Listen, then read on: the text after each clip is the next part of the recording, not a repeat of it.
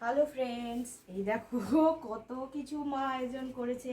আমি বুঝতেই পারছি না কোনটা ছেড়ে কোনটা খাবো। মনে হচ্ছে যেন আমার আইব্রো ভাত হচ্ছে। যাই হোক, তো আমি দেখাচ্ছি কি কি রান্না করেছে মা।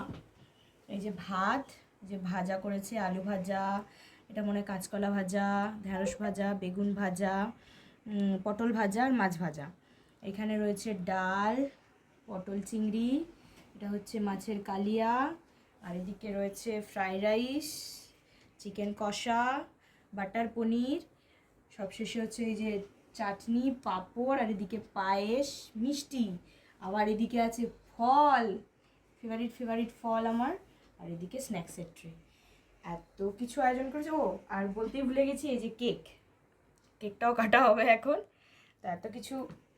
আর কেকটা অবশ্য আমার বোন আর বোনের ফ্রেন্ড নিয়ে এসেছে, একা একা গিয়ে নিয়ে এসেছে এই প্রথম। তো খুবই ভালো লাগছে, এত কিছু আয়োজন দেখে আমার ভীষণ ভীষণ ভীষণ আনন্দ হচ্ছে, খুব খুব খুব খুশি হচ্ছি। তো দেখো, আর কেমন লাগছে অবশ্যই কিন্তু তোমরা কমেন্ট করে জানিও। রান্নাগুলো কেমন করেছে, যদিও তোমরা খেতে পারছো না, তবু দেখে কেমন লাগছে অবশ্যই সেটা কিন্তু বলো। আমার মা সারাদিন কষ্ট করে গরমের মধ্যে রান্না করেছে, মাকে thank you thank you thank you. আর আমার বোন কষ্ট করেছে, বোনও অনেক। এই যে পিছনে দেখো ডেকোরেশনটা কত সুন্দর হয়েছে। ডেকোরেশনটা আমার বোন আর বোনের ফ্রেন্ড মিঠাই দুজনে মিলে করেছে, তাদেরকেও থ্যাংক ইউ। সবাইকে থ্যাংক ইউ। টাটা।